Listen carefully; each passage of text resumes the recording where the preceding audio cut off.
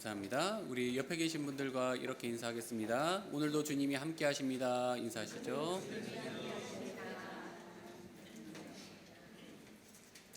네, 여러분 벌써 2월 달이에요. 네, 1월이 이렇게 빨리 지나갈 줄 몰랐습니다. 시간이 참 빠른 것 같습니다. 지난주 토요일, 그러니까 어제 말고 지난주 토요일에는 그 청년부에서 한 해를 결산하는 자리를 가졌어요. 이제 그 1년 동안 수고한 임원들과 그리고 조장들이 모여서 이제 같이 식사를 나누는 자리를 가집니다.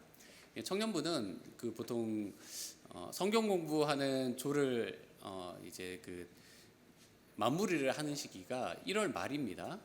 12월 말에 끝나는 것이 아니라 1월 말에 끝나니까 그간 수고했다라고 이제 칭찬해 줄 겸 이제 식사를 하는데, 그 작년이나 올해나 똑같이 이제 같은 곳에서 식사를 했어요. 도쿄돔에 있는 식당에서 식사를 했는데, 이제 좀 특이한 점이 있다면 이 청년들이죠. 청년들의 특징이 뭐냐면 이렇게 밥만 먹고 끝나지 않는다는 거예요. 보통 밥 먹고 헤어지면은 마무리가 된다라는 느낌이 있는데, 청년들의 체력이 남으니까 끝나고 나면 그러면 뭘 할까 하고 이렇게 보는 거예요. 그러면 이제 도쿄돔 근처에 뭐가 있습니까? 놀이공원이 있어요. 그래서 우리 한 번도 안 해봤는데 저 놀이기구를 한번 타보는 게 어떨까 해서 롤러코스터를 작년에 한번 탔어요. 밥을 배부르게 먹고 롤러코스터를 이제 타는 거죠.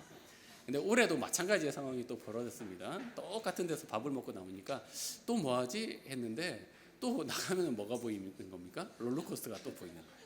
그래서 이제 롤러코스터를 2년 연속으로 탔습니다. 그렇게 생각을 해보면 이제 작년을 시작한 임원들은 시작할 때 롤러코스터를 타고 끝날 때 또 롤러코스터를 타서 이제 마무리를 하는 거죠. 이제 되게 무서워해요. 막 울어요. 그러면서도 타는 거예요. 그걸 보면서 이렇게 뭐랄까 한 해가 이렇게 롤러코스터처럼 이렇게 참 이렇게 이제 되돌아보는 거죠. 한 해가 정말 롤러코스터 같았구나라고 느낍니다. 마무리를 지으면서 저 스스로도 드는 생각이, 이 청년부를 이 임원들이 든든하게 버텨주고 또 조장들이 열심히 그 자리를 지켜준 덕분에 뭐 청년 부원들뿐만 아니라 저도 이제 같이 힘을 얻어서 잘 견뎌냈다라는 생각이 들었습니다. 우리 교회 공동체도 사실 롤러코스터를 탄 것 같은 2019년을 보내지 않았습니까? 그런데 옆에 있는 우리 지체들이 함께 견뎌줬기 때문에 든든하게 이겨내고 또 이 자리까지 오지 않았나라는 생각을 합니다. 여러분, 동역자가 무엇입니까? 우리가 동역자라고 하면은 같이 일하는 사람을 보통 동역자라고 이야기를 하죠. 성경에서는 이런 동역자에 대해서 주의 복음을 위해서 함께 일하는 자, 진리를 위해 수고하는 자라고 자주 언급을 합니다. 실제로 교회에서 이렇게 일을 해보면 혼자 일하는 것보다는 동역자가 있는 편이 훨씬 낫죠. 그렇지 않습니까? 동역자가 많으면 많을수록 좋습니다. 같이 기도하고 또 같이 뭔가 봉사를 하면 참 즐겁게 봉사를 할 수 있죠. 그러나 우리가 교회에 있는 모든 사람이 실제로 나의 동역자라고 말할 만한가라고 생각해 보면 그렇지 않다라는 거예요.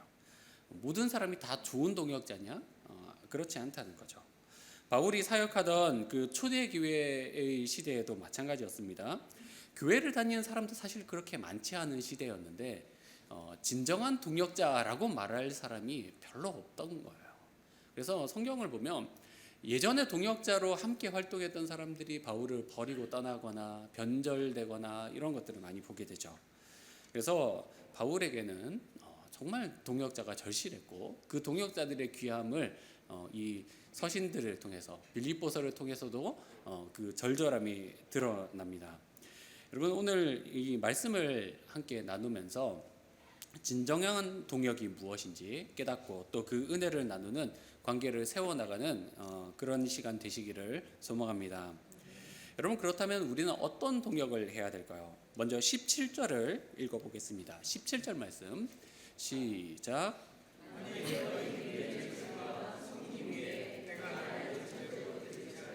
나는 기뻐하고 너희 무리와 함께 기뻐하리니. 여러분, 이 바울이 말을 하는 상황이 어떤 상황입니까? 빌립보서가 옥중 서신이죠. 그래서 바울이 감옥에 갇혀 있는 거예요. 로마의 이제 한 감옥에 갇혀서 재판을 기다리고 있는 중입니다. 여러분이 한번 생각해 보십시오. 목사님이 이제 뭐 한 목사님이 수구에서 무언가 이제 복음을 위해서 사역을 하다가 감옥에 갇혔다, 억울한 죄명을 뒤집어 썼다라고 했을 때 어떤 일이 벌어질까요? 한편으로는 그 사정을 아는 사람들은 우리 목사님 어떡하나 하고 기도하고 또 그 도우려고 애를 쓰겠지만, 한편에서 어떤 말이 나오는 거예요? 뭔가 잘못하고 있는 거 아니야? 뭔가 문제 있는 거 아니야? 라는 말이 나오는 거죠. 바울에게도 그런 상황이 있는 거예요. 오해가 벌어지고 라이벌들은 오히려 기뻐하고 막 그런 일들이 벌어지고 있는 겁니다. 그때 빌립보 교회가 어떻게 했습니까? 에바브로디도를 통해서 바울이 옥중에서 써야 될 이제 그 자금을 조금 보태주는 거죠. 그리고 에바브로디도를 통해서 이제 옥바라지를 하는 거예요. 그가 이제 갇혀 있으니까 필요한 모든 물품들을 사고 돕는 일들을 이제 하는 거죠. 참 빌립보 교회가 아름다운 동역을 하고 있는 거예요. 우리가 보통 그 어려울 때 옆에 있는 사람이 진짜 나의 친구라고 이야기를 하죠.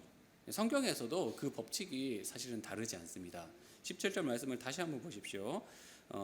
너희 믿음의 재물과 섬김 위에 내가 나를 전제로 드릴지라도 라고 이야기를 하는 거예요. 그 말은 무슨 말입니까? 빌립보 교회 성도들이 정말 복음을 위해서 헌신하는 그 사역에 내가 나 자신의 생명을 전제로 드린다. 그러니까 제물로 그 생명을 바친다라고 할지라도 나는 그것이 아깝지 않고 오히려 더 기쁘다라고 고백할 만큼 정말 그 사랑하는 마음이 크다라는 거예요. 그 헌신에 대한 자신의 그 감정을 솔직하게 고백을 하는 거죠. 여러분도 사실 그렇지 않습니까? 어려울 때 나를 믿어주고 나를 위해 헌신해준 사람에 대해서 어떤 마음이 들겠습니까? 제가 군대를 갈 때 어떤 한 분이 저한테 이런 이야기를 했습니다. 너에게 제일 처음 편지해준 사람은 오랫동안 기억이 날 거야 라고 이야기를 했어요. 그러니까 편지가 여러 통 오더라도 첫 번째 온 사람은 잊혀지지 않는다라는 거예요. 근데 그 말이 정말 사실이에요. 지금 이제 제가 군대를 제대한 지 이제 십수년이 지났는데 첫 번째 편지 오신 분이 아직도 기억이 나요. 참 놀라운 일이죠. 그분이 심지어 저랑 친하지도 않았는데 우연히 그 편지가 제일 먼저 온 거예요. 그 다음날 두 번째, 세 번째 이렇게 왔는데 두 번째, 세 번째는 아직도 기억이 안 나요. 첫 번째만 기억이 나는 거예요. 사실 그렇습니다. 제가 교통사고를 예전에 당했을 때도 기억에 남는 건 뭐냐면 그 당일날 저를 이렇게 제 소식을 듣고 택시를 타고 온 친구는 기억이 나요. 이게 특별한 거죠. 버스를 타고 온 친구는 별로 기억이 안 나는데 택시를 타고 온 친구는 기억이 나고. 그리고 또 제가 그 신학 대학원을 준비할 때 이제 서울에서 이제 고시원 생활을 하고 있었는데 너무 돈이 없어가지고 그 준비하는 한 6개월 정도를 고기를 한 번도 먹은 적이 없는 거예요. 그때 저에게 고기를 사준 전도사님이 한 분 계세요.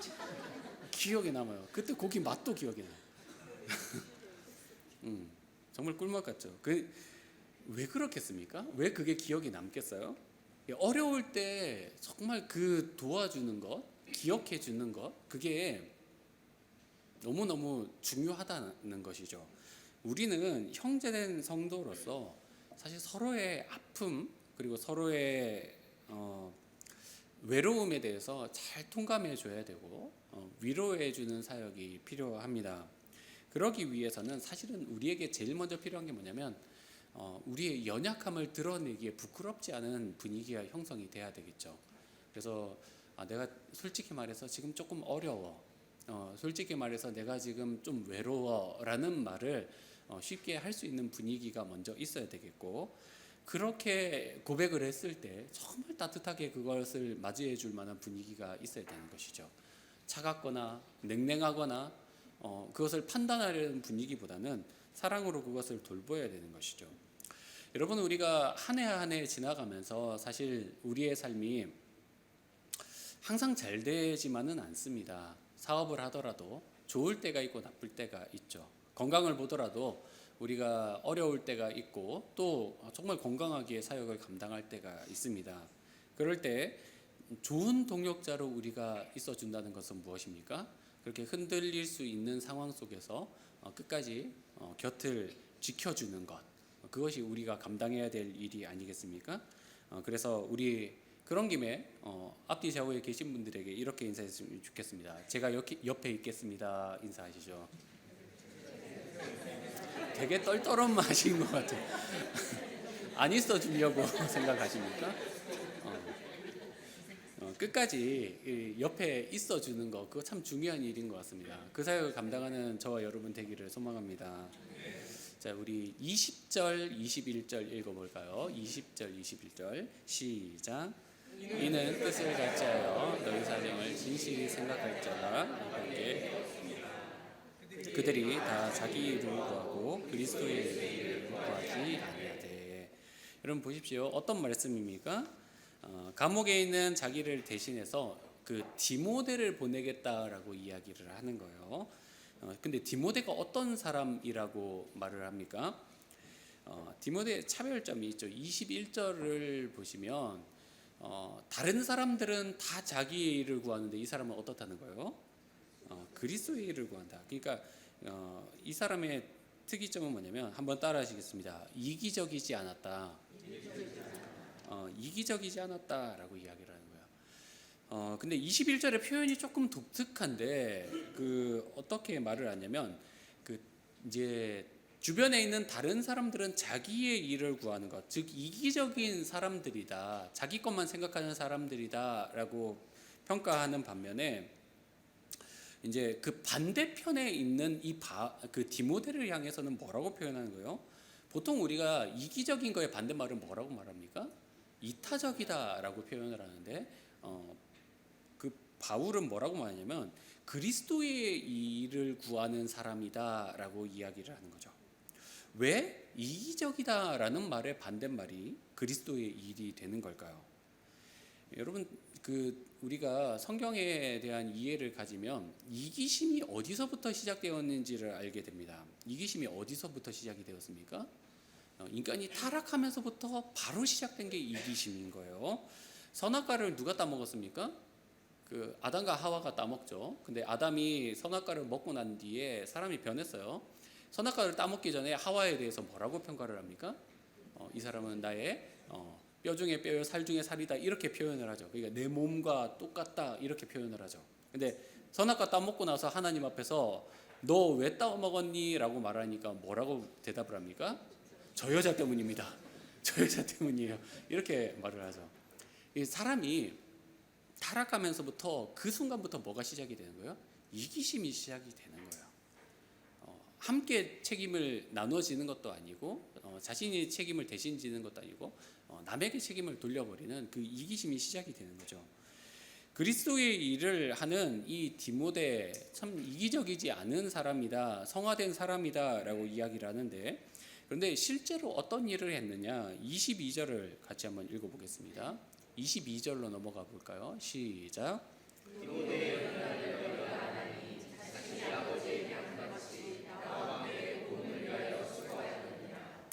디모데가 어떤 일을 했습니까?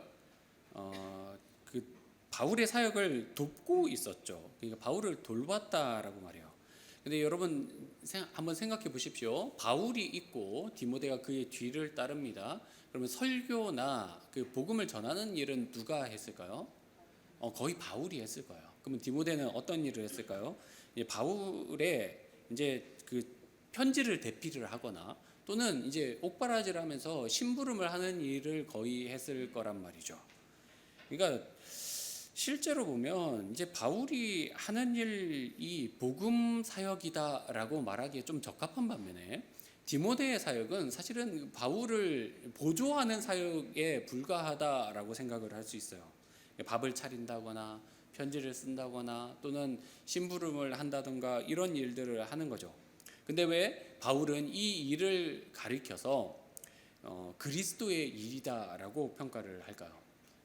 여러분 한번 따라하시겠습니다. 동기가 다르다. 여러분 한번 생각해 보십시오. 우리가 같이 밥을 차리더라도 그 밥을 차리는 동기가 다를 수 있는 거예요. 심지어 이제 설교를 하더라도 설교를 하는 동기가 다를 수 있는 거예요. 여러분 우리가 이제 오늘 공동의회를 하죠. 공동의회 때 어떤 일을 합니까? 일꾼 임명식도 같이 하게 됩니다. 특히 올해 이제 서리 집사로 임명되시는 분들이 많이 있어요.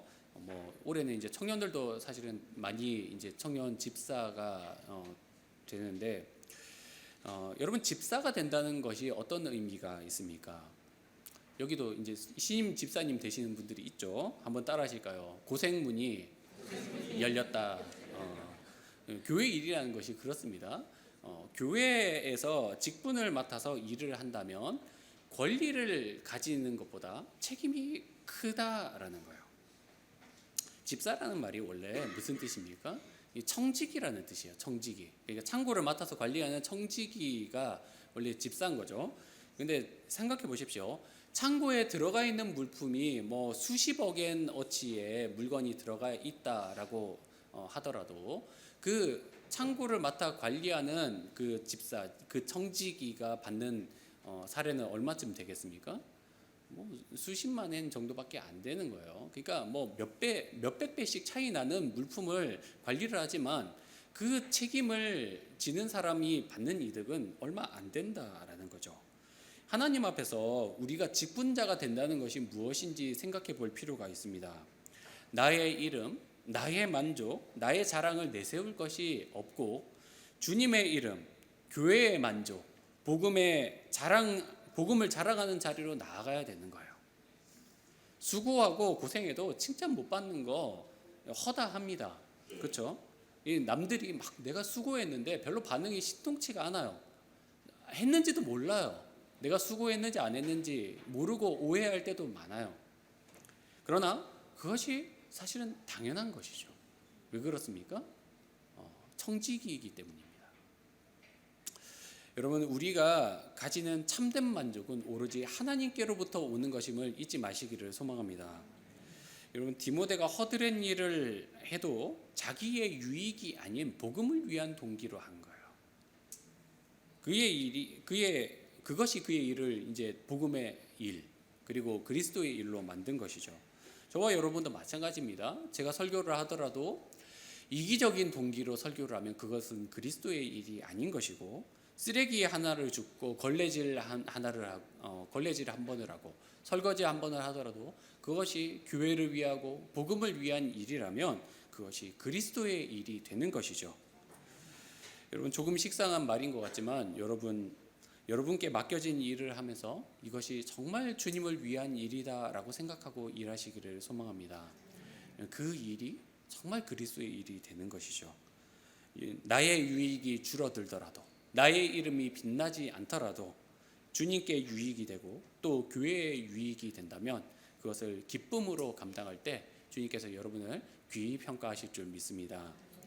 여러분 마지막입니다. 25절로 가보겠습니다. 25절 시작. 그러나 에바브로디디로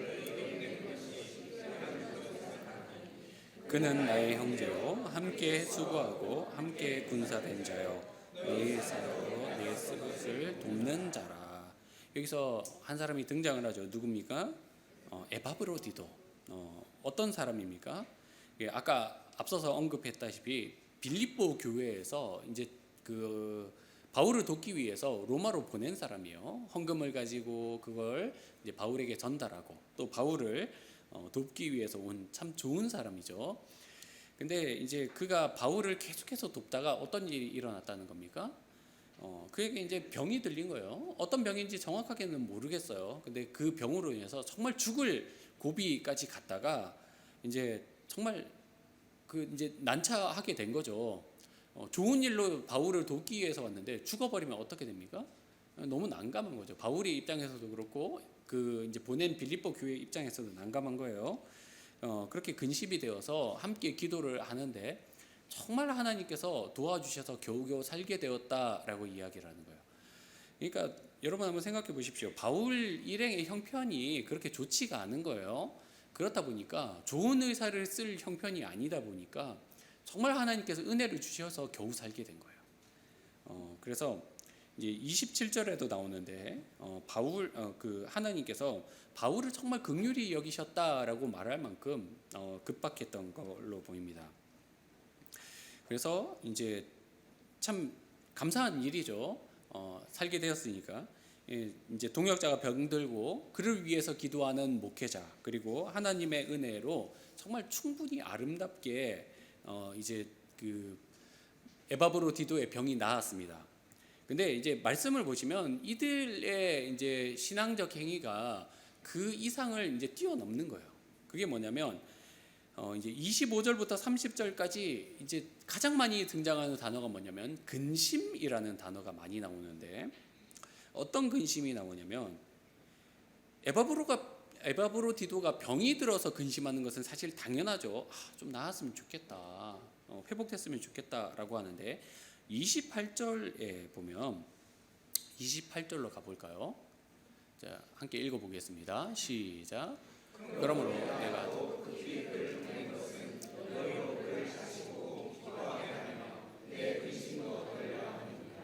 네, 여기서도 근심이 등장을 하죠. 근데 여기서 나오는 근심이 뭡니까?